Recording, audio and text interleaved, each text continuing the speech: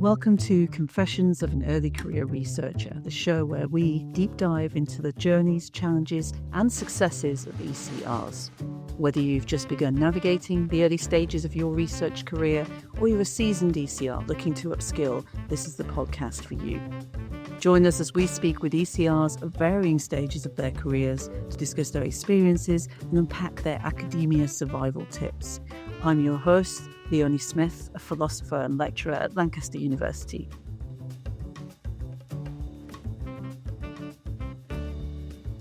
Today's episode is about navigating the higher education landscape as an ECR.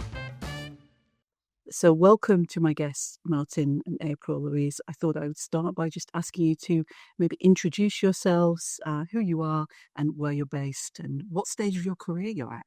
So I'm Martin Scheuregger. I'm an associate professor at the University of Lincoln, and my research is in the area of music. I'm a musicologist and music analyst and composer. I finished my PhD in 2015, so I'm at the kind of far end of what you might call an early career researcher, and was promoted this year to associate professor. So I feel like a bit of a fraud on this podcast, but nevertheless, I still just about fit in that ECR bracket.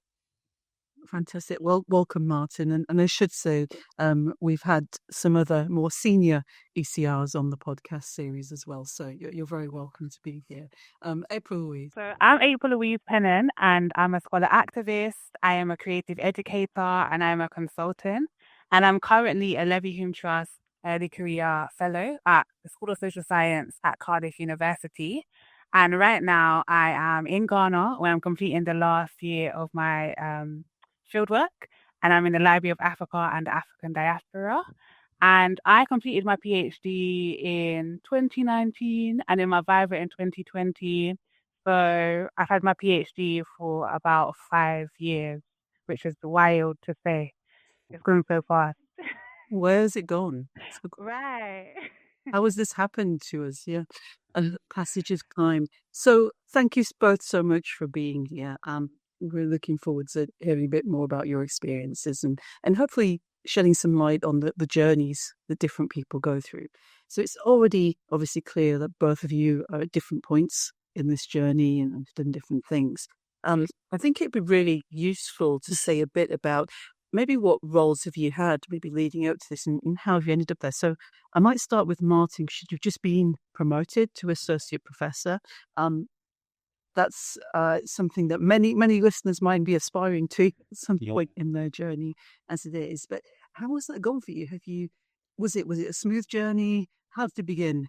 Yeah, it's a great question. So smooth, in retrospect, smooth, but everything's smooth in retrospect because there's only one version of what ever happened. But along the way, a lot of moments where you're very unsure and where you're wondering if you're doing the right thing to get to the place you want to be. So I had a lot of that. But the journey, I suppose, obviously started with a PhD, which, as I said, I finished in 2015. That was luckily an AHRC funded PhD. So I was able to do it kind of full time and in a fairly relaxed manner and fairly, well, relaxed is the wrong word, intense, but without extra pressures. I finished that and then went straight into quite an odd 3-month postdoc, and it was at the university I did my PhD at, and it was again AHRC funded. It was public engagement kind of focused. I did that at the beginning of 2016, finishing up in kind of early, I guess, at the end of the spring. And I was then kind of deep in job applications and so on. My now wife and I were engaged. We were kind of like at that point in our life where we thought, okay, lots of stuff was about to happen. I was kind of ready for like 2, 3, 4, 5 years of wondering where I was going to go with my career and not getting a job and, having to do all the kind of little bits and pieces that we do as early career researchers. But anyway, I think it was the 13th job I applied for in that kind of window of time was for a lecturer at the University of Lincoln, where I am now. There was a new music degree that had been running for a year. I went for the job. It was kind of couldn't really work out what the job was. I couldn't really work out what the university was going to be like. I didn't know the city.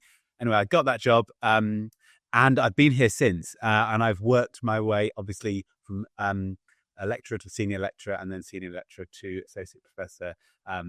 this year. Went for a promotion last year and didn't get it. So, that was a hurdle, or whatever you call it. Yeah, that's been my journey. And the bit within the institution has been the smoothest bit because I've had that security of a permanent job. But at the same time, there's all the bits of your career which, things like applying for funding and publications and getting book contracts and so on, which have kind of been, different hurdles that I've worked my way kind of through. But yeah, that's kind of the journey I've been on. And that's why I'm sitting here in Lincoln today. Brilliant, thank you. And in some ways, I think your journey has mirrored what people think of as a classic ECR journey to success. Finish the PhD, find some kind of postdoc, apply for a bit of a numbers game, a number of jobs, get one, and then progress your way up. But of course, as you say, whilst going through it, it certainly wouldn't have felt like, oh yes, I am clearly pursuing a straightforward, clear way with hurdles at each level. And I think it might be worth saying for people who are listening, we've got separate episodes of the podcast just on applying for publications and applying for funding. So please do look out for that because, as Martin says, once you get the job, there's a whole bunch of other stuff that comes along with it. I wanted to just touch briefly just on the 3-month postdoc before talking to April-Louise about her journey. How did that come around? See, it's quite unusual, 3 months postdoc public engagement. Were you, at that time, you mentioned you were engaged, you thought I'll spend the next few years doing stuff. Were you open to everything, or was this something you were really going after? How did you do it? That's a great question. Yeah, it was open to everything is the answer. I was open to everything. I think an email came around, I've probably the whole university or the arts and humanities subject, saying there's some AHRC funding for, I can't remember what the specifications were, but I think it was universities that had already had kind of block grant funding for PhDs or something like that. And they wanted proposals from staff and from recent PhD graduates. I think it could either be a member of staff or a member of staff with a recent PhD or something like that. And I saw it and thought, well, I don't know, I could probably do something. So I emailed my one of my supervisors and said, hey, I'd love to do this. Here are some vague ideas. What do you think? And then we worked it up together into a proposal. That was my first kind of proper taste of applying for funding and working with the funding, working with colleagues who work on that kind of day in, day out.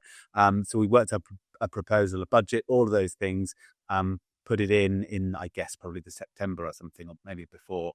And then got it. So it was kind of an easy process because I was within the institution. I had all the support and so on, and it wasn't, and it was speculative, but there weren't other people kind of going for the same position, if you like. So it was an unusual one.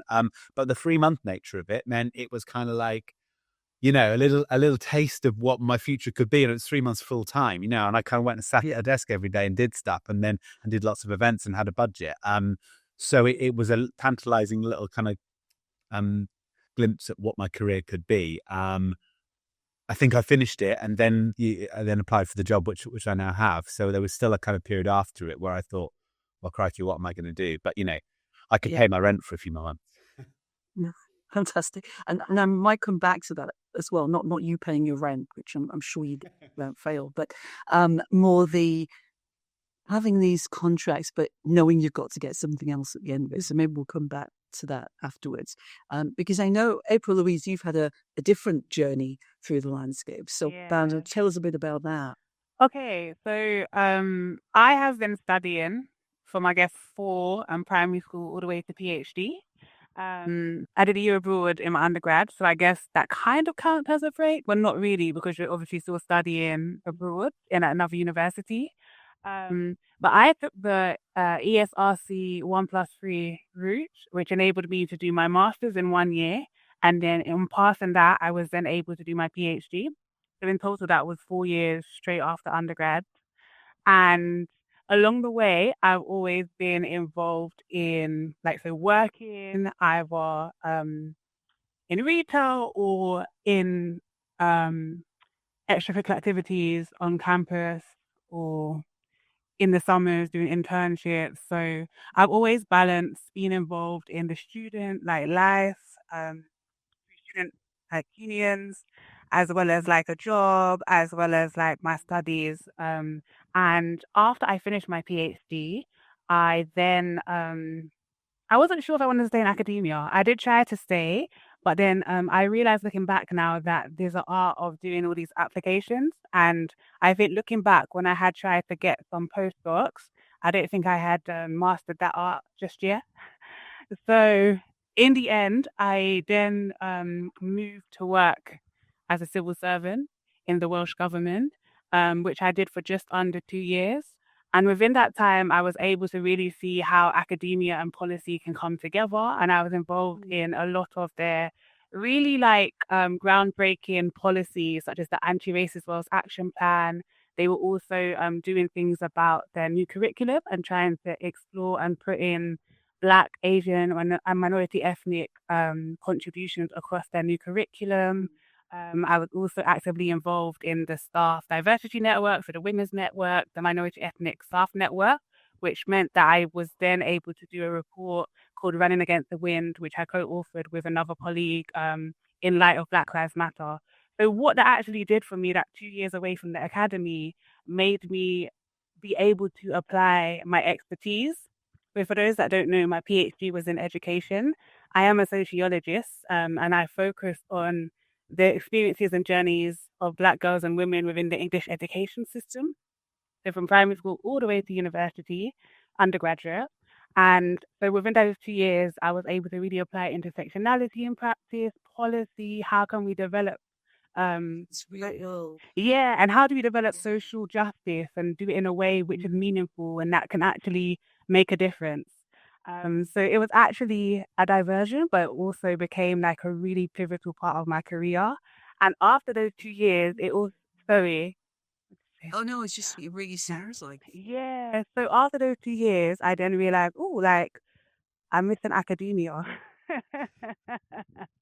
I miss the autonomy. I miss the creativity. A lot of people don't think academia is creative, but it is because, depending on the subject, obviously, there's a lot of ideas that you are constantly having to articulate.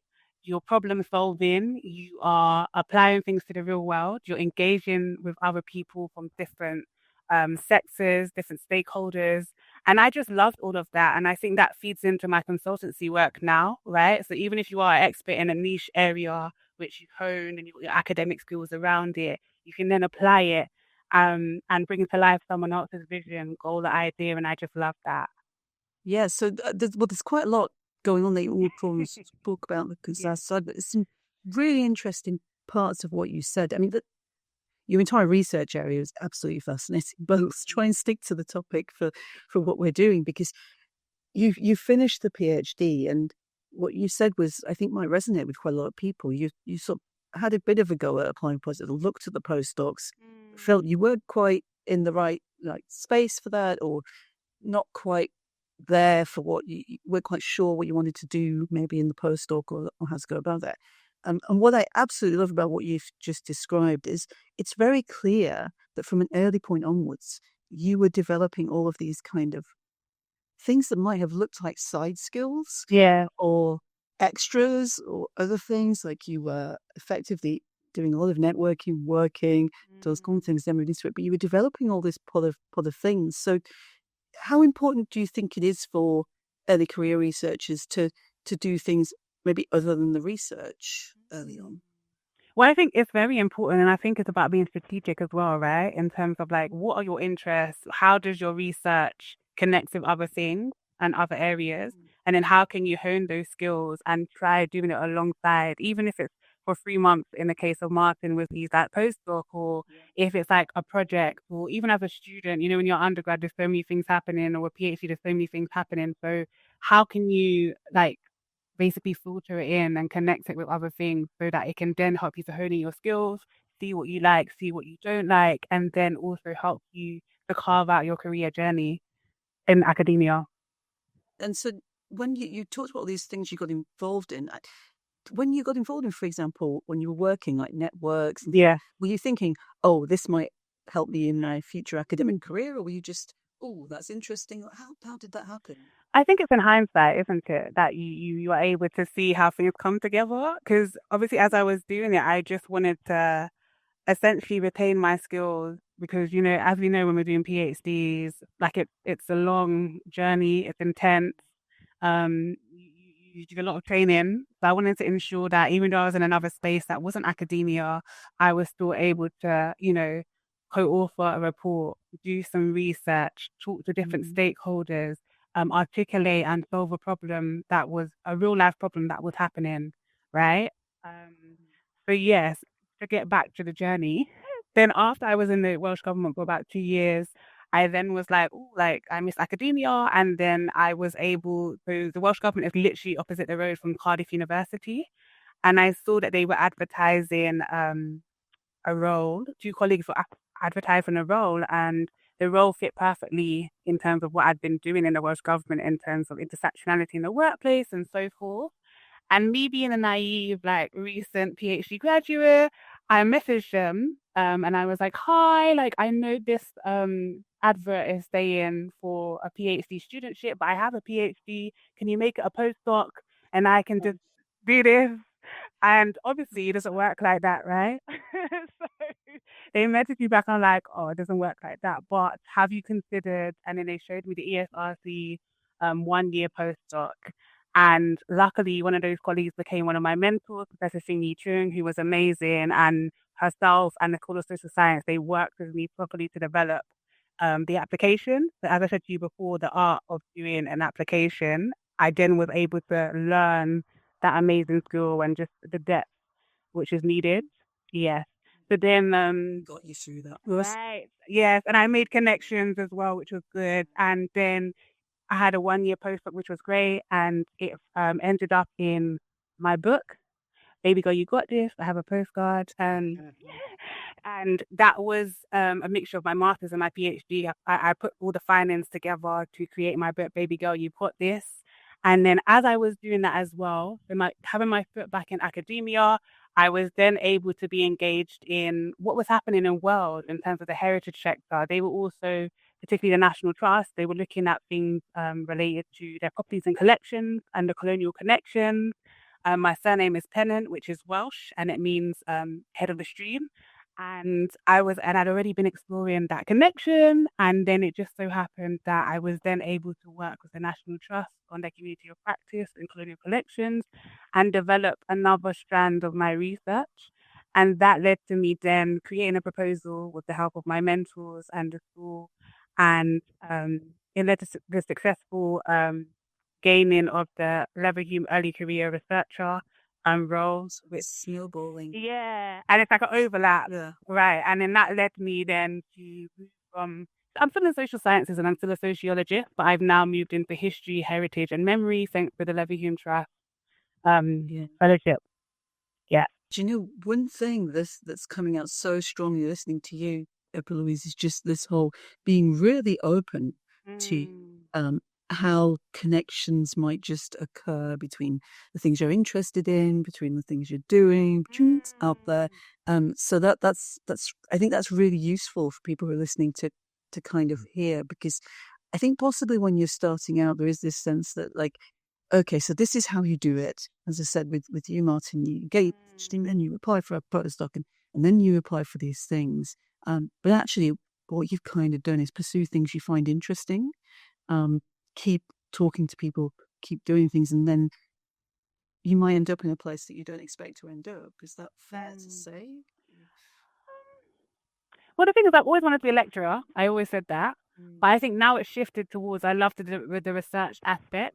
And I think this is still clouded in a bit of mystery because people always do think that you're still a PhD student, or which is nothing wrong with that because you're always constantly learning. Like, but in terms of the understanding of, you could do PhD and then do research as your career, right?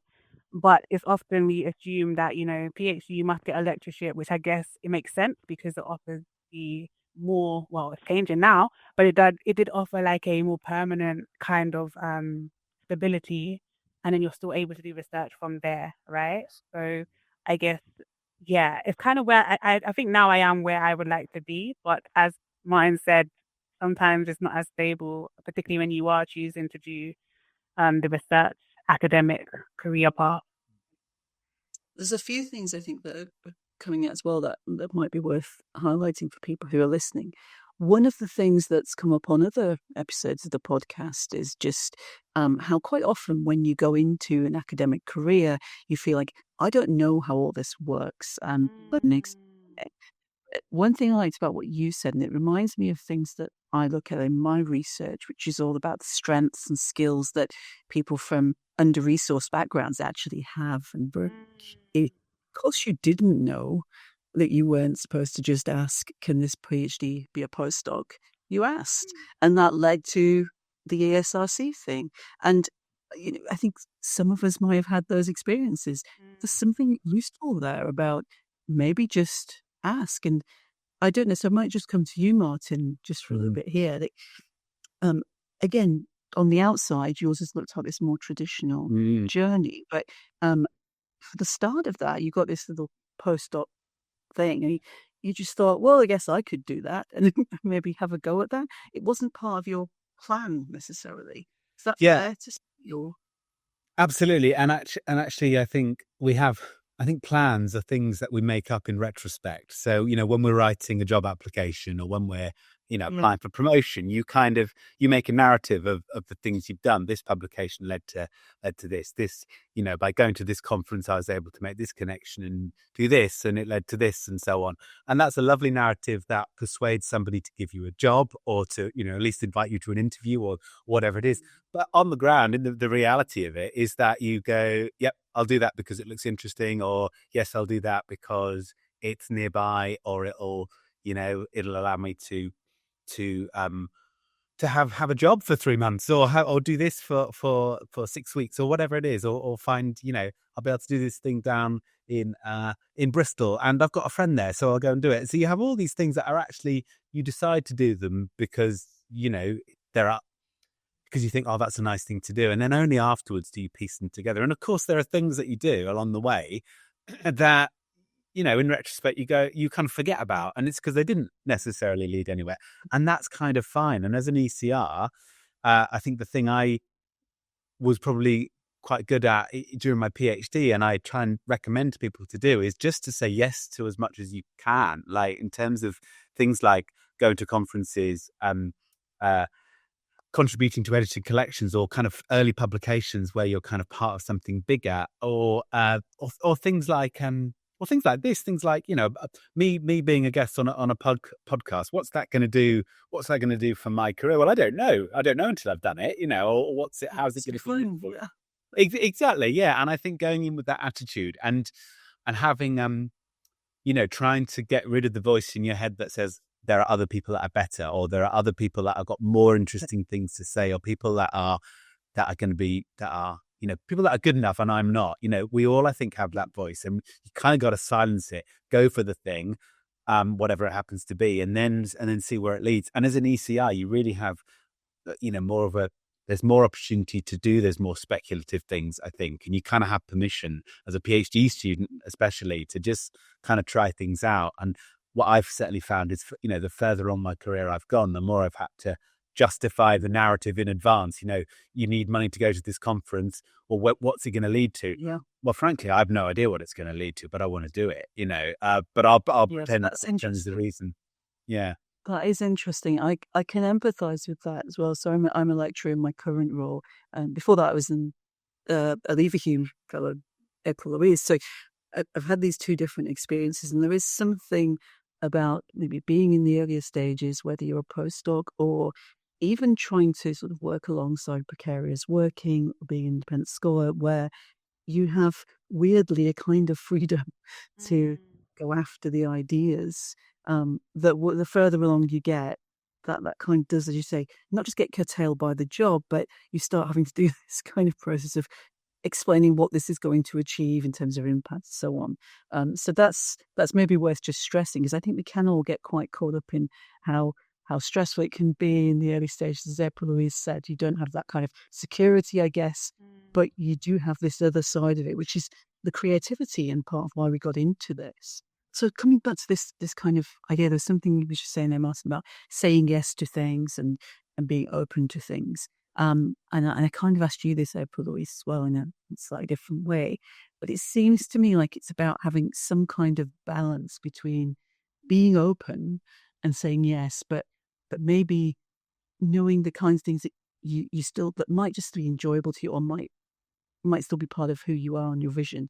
Because one thing a lot of ECRs do talk about is feeling kind of overwhelmed sometimes. Maybe they've said yes too much. So how do you strike that balance? And I might ask both of you this, so maybe Martin and April-Louise.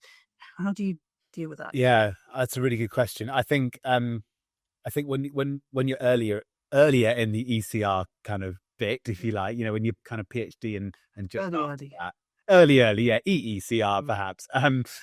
When you're in that stage, I think you do have to say. I think you do have to say yes to more things, and you should. And I think that kind of openness is really important. At the same time, remembering that it's a job, or it's a career that you're trying to go on, and it's not necessarily your whole life. I don't think it should be your whole life. Academia as a thing, and so say yes to things, but ask yourself, if you're saying yes to things and they're taking up all your weekends, all your spare time, and you're not doing things that you want to do outside of your life, but outside of your career, then that's where you maybe say no. Or of course you say, is this a bit exploitative? Am I asked to be? Am I early in my career, and so I'm being asked to teach a whole module for not very much money at last short notice? You know what? I'm going to say no to that, because I've got exactly, yeah. And I can't remember. I had a big musician, lots of musician friends, and a good friend who used to have kind of criteria for taking gigs or not, which were badly paid or which weren't paid. And I can't remember what they were, but they were essentially like, will I make connections that I want to make? Will I enjoy it? And will I something else? So, kind of having like a checklist. And if it's no to one or more of those, you don't do the thing. So kind of having a sense of what you want to do. What I will say, though, is the further on in my career I've gone, and especially over the last 2 or 3 years, I've realized that I need to say no to more things in order to be able to be more, in order to create the focus I need for the kind of, for this kind of mid-career bit that I'm starting. So for that. Exactly, yeah. And things like saying no to, or not going to so many conferences because I just don't necessarily need to at the minute, and my time is better spent on other things, and potentially more impactful things, or dare I say it, higher rated ref outputs and that sort of thing. So the pressures change. So, and for people listening, we have an episode just on networks and mentors, and this is where somebody who's been there and gone through some of these stages can be really helpful, helping you to know how to define your boundaries. I really like what you said about your friend in the music business. And it's one way to really think about, what are my boundaries here, and why did I get into this, and what am I trying to pursue, and what fits? Because it may be that it's the right choice for you to say, okay, I am going to pursue whatever precarious contracts I can get for the next 2 years, because I'm committing to that. I can travel and doing that, but knowing when you're ready to stop as well, and to keep your eyes out for other things. So April-Louise, same for you. Yeah, how do you get this balance between being open, because you clearly open to so many things, and you clearly go involved in so many things, but keeping it true to what you're, where you want to be? I think strategy, and what Martin said as well, like trying to just understand what it is that you enjoy. And for me, I feel like it's like almost about killing 2 birds with 1 stone. So for instance, if you're going to a conference, could you get a paper out of it, right? Or if you're going to organize a conference and you've done that in your first year, do you need to organize in your second year again? You've got that experience, right?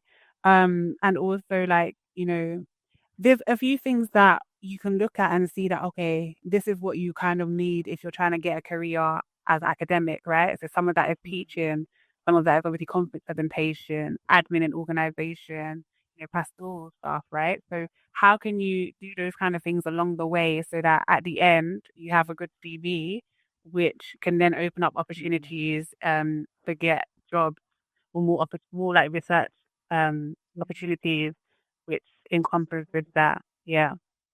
I'm so glad you brought that up. Actually, that is so important, because I was thinking, well, a lot of people listening to this might think, okay, it's all well and good, you all talking about boundaries. I don't have luxury. I need to money. I've only ever been an academic. I've only ever done the PhD. I've only ever done these kinds of things. I know both of you have got experience outside of academia, doing other things. But what you said there, April-Louise, about keeping an eye on the CV, like building up the CV as you go.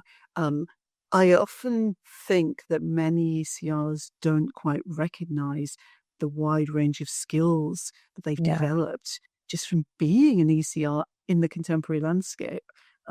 So you've obviously applied for things inside and outside. What kinds of skills have you kind of developed that have been useful to you? So I guess in terms of project management, so for me, like I said at the beginning, I love autonomy. So I tend to, even my PhD, I created a project myself. The postdoc created a project myself. The Levium created a project myself. So I love that. Just the idea of articulating and bringing something together and making it into something. So a lot of my friends are not in academia, or people outside of academia always describe what I do as essentially like The Apprentice, which many people like have watched, right? And the current format is that, Lord Scheuregger, he has his £250,000, and you have to go, the candidates have to go through different stages and different activities and tasks to prove themselves. And then there's a final five, and they have their idea, and they're trying to get that 250, right? So essentially what I say to people is, what I do is I create an idea, I create a proposal, and I give it to the funders, and I let them see how beneficial it is to themselves as well as society, and why they need to provide my salary and my research costs. You know what I mean? It's tailoring. Yeah, so it's tailoring. So even that in itself, right? Business. Like I read a really good article, I can't remember the name, but it's about how academics are like entrepreneurs of like ideas, right? And how we're constantly having to like, even when you're doing consultancy as well, you're trying to share your ideas and your expertise in a way which is palatable, in a way which makes sense to somebody most likely who's outside of academia, right? So you're translating in a way, and you're making things accessible, and you're breaking things down. And I think for me, those are the kind of skills which I'm able to harness in based on going through this journey as an academic. And I think few people understand that skill set, right? You're not even thinking outside of the box. As my dad says, there's no box, right? So you are, so once you've gone through that journey, and it's quite interesting because there's very few jobs or like careers or professions that I feel like, well, obviously people are different, but I feel that I can do based on the fact that I've got to another level in terms of my intellect and my thinking in a more humble way. I'm not trying to like, but yeah, right. But once you've done that, like, because there's a lot, even when you're doing a PhD, there's no path. You're literally creating the path and then walking it, you know? So you have to always constantly, and that's why, as Martin said, you have to do what you enjoy, because it's isolating. It's not easy. A lot of the times people don't understand what you're doing. And even if someone's in the same year as you, they're doing a completely different topic, right?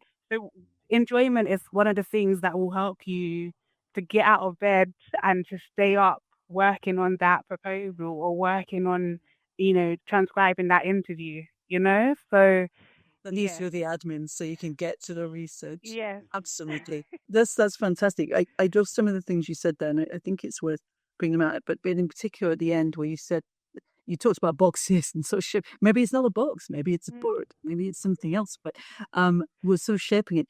You are creating the path by walking it. It's sort of a power framework word there somewhere, but creating the path by walking it. So it's really important to be creating a path that you like. So you are creating it by walking it. That's incredible freedom. But make sure you're creating a path you like.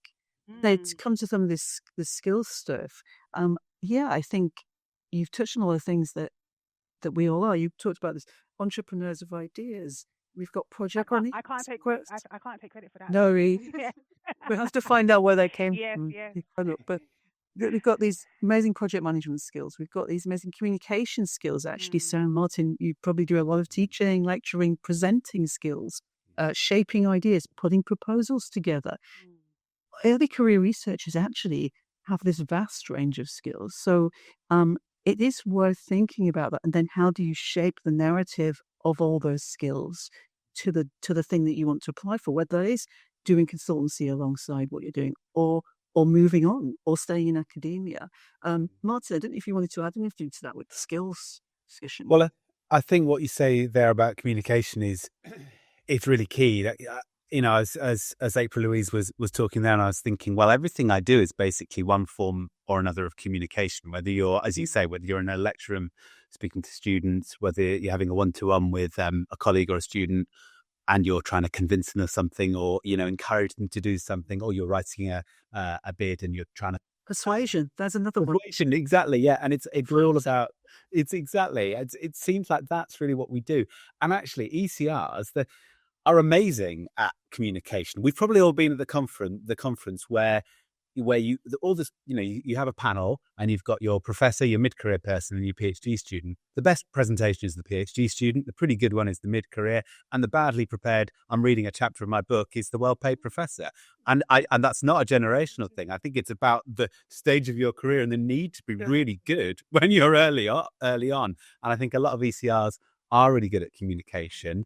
I think some of us let it slip a little bit as we get further down, but knowing that that's the thing we're good at, I think, is important. Or the thing that we have to be good at is about being able to communicate verbally, or speaking, writing, and in all those other kind of forms. It's true, isn't it? And you don't entirely lose that. So, with apologies to any professors listening who are obviously wonderful researchers and presenters, but you don't entirely lose that. And that's part of why the further on you go, you can I can just do a presentation, just whatever, what is it you need, and sort of drop into things, can't you? So we're coming in towards the end of the discussion. So I thought it might be worth, you've both actually given loads of really good advice and insight just from your own experiences about the skills we have, about navigating these things. You're obviously at a point where you're doing what you're doing. What do you think is coming next for you in your career? So I might ask April-Louise this. So you've said you've managed to craft this career in research so far, but you're very aware that every contract has an end date. What's next?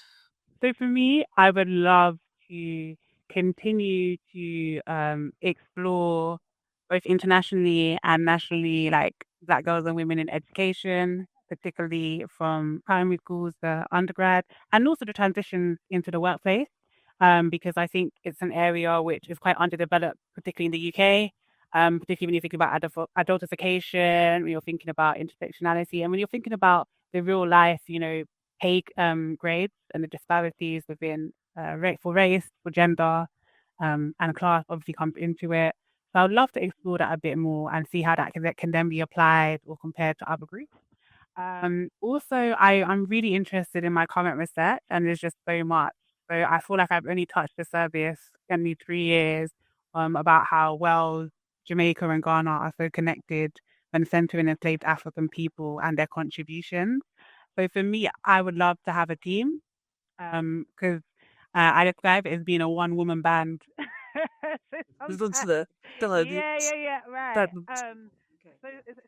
Right. So I think I'm a PI now, but I think it would be great to be able to delegate and have a team who are all working together, so that it's not just me, even though it's been useful because I've gained all the skills and I know how every part works, right? So the next stage would be to have a team that can help me to fulfill those research missions. It's very clear from your journey that a lot of what helps you sort of deal with the fact that you don't know quite what the next thing is going to be is just having this consistent narrative and the background of where you're heading and where you're going. Martin, you said you got lucky getting the lecturer job, but you applied for 13 jobs, I think you said before that.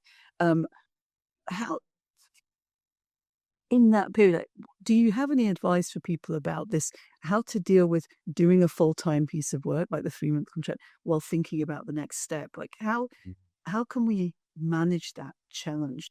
I think it's really difficult. I think that's the truth of it is it's really difficult. I think a few things I would say. One is that I think other careers and other jobs, other parts of industry have the same kind of type of precarity or versions of it. So I think we're not alone. So it's worth remembering that, if you're a steel worker at the minute, you've only just kind of you realize that you're going to still have a job up in Scunthorpe, for example, because the government have stepped in. That's exactly the sort of precarity we're dealing. Well, it's a very similar type of precarity that we're dealing with. And so when you're on a 3-month research contract, yes, it's kind of comfortable and it's nice and it's, to be honest, well paid in the grand scheme of things. But you've got to be thinking what's going to come next. The way I think about it is, what am I doing now? What are the things that are piquing my interest as I'm going along? There's this little thing that I've been working on, and there's this little part of it which I want to do more about. What could I do? So when you're at that kind of slump in the week at, I don't know, 4:30 on a Friday, and you've got an hour, and what can I do? Right, I'm going to look up some funding schemes. It's an easy kind of task. I'm going to see what might support this next thing, or I'm going to do a little bit of reading. I'm going to read out of my kind of normal area, and I'm going to see what I can find that I could follow up with something else, or I'm going to email a few people, or I'm going to do something. So kind of using the work you're already doing as a catalyst for future things, and then using your time carefully when you are, exhausted and you can't do the stuff that takes proper brain power. Do the easier things. Do the emailing a colleague. Do the bit of Googling that you need to do to figure things out. I think using your time in that way, knowing that that there are opportunities out there, you've got to find them, but also knowing that we're not unique in having this kind of not we don't know what's coming next, and we're not alone in that. Yeah. So there's something says that we've got the kind of like knowing what your narrative is. Like from April, is this kind of knowing where you're going with it. We've got you're not alone. There's precarity in a whole bunch of industries right now, and that's kind of true. So what do you do to live with that for the period that you're willing to live with that? It is this recognizing your skills, developing your skills, and keeping your eyes open for the things that are coming, and maybe knowing what your boundaries are and how long you're prepared to give to this precarious kind of situation. Maybe you make the move out of academia. Maybe it's not forever, but do those things. And for me, there's something really coming out about this, just having this almost like a portfolio of skills and interests that you've kind of got in the background. So to wrap up then, if I was to ask you, what's your one bit of advice that you'd like to leave people with, out of all the advice you've given or something new, what's the one bit of advice you'd like to leave people with on how to navigate the early career landscape? What would you say to them? So Martin, I'll ask you first and then April-Louise. Sure. I don't have a prepared answer, but I would say something like this. I'd say you kind of need to be ready for anything. You need to be prepared to do anything, but knowing your boundaries. We've talked about boundaries, I think, a fair bit. So knowing that kind of anything is possible and being prepared to do any of those things, and being happy to take a gamble on different things, I think is important. So doing something where you don't know what the outcome is going to be, because that's going to be the thing that will potentially lead you somewhere else. And the other piece of advice I would probably give in terms of kind of this navigation thing is kind of knowing, deciding for yourself where, if you might want to find a different map and kind of do something different. I as we kind of said along the way, I've kind of had, in retrospect, what looks like a fairly traditional kind of career, but I would have quite happily, I think, gone into a very different area post PhD, and done something different out of academia. And I think knowing that that's a possibility as well, and that it's two bits of advice. So cheating there, but giving 2 bits. Yeah, sorry. advice. No, but the second one is particularly useful, like knowing that your skills might map elsewhere, and actually there might be other things that you might enjoy. And April-Louise, what about you? So for me, I would say it's about having an understanding of the area that you're in, so academia, right? What are the different roles in terms of the teaching and research, if you're going to be a lecturer, teaching and scholarship as it is in Cardiff, and there's also the research pathway. So looking at people that are where you want to be, or have an interesting pathway or position, right? And then people are so friendly, because I would just drop a line or meet people in conferences and ask them and pick their brain. So an example is one of my colleagues, he was able to get funding to do Dr. Adam Pillagine about hurricanes in Dominica, right? So he created this proposal, was able to get funding and to create a team. And once I realized that you could do that with research, it blew my mind. It transformed me. And that since then, that's what I've always wanted to do, right? In terms of creating my own project which solve a problem. And through talking to him and seeing that he could do it, that obviously inspired me. So I think it's about, understanding the kind of different roles in academia, how things are changing as well. So make sure you're signed up for things like Wonky and Times Higher Education so you can stay in the loop, different mailing lists as well, so you can see different opportunities, different conferences that are tailored towards you and your area. And also just know that the possibilities are endless. Yes, right now it can seem quite daunting and quite, like higher education is on fire, but you just have to sometimes get your protective gear on, get your hose, and create a little place in that burning house, or create like something so that you can, if that's your passion, if that's what you want to do, then you can find a way, even if it may be difficult to do so. Okay, so I think there's something you said there that I think is particularly, it's all worth saying, but something in particular worth pointing out.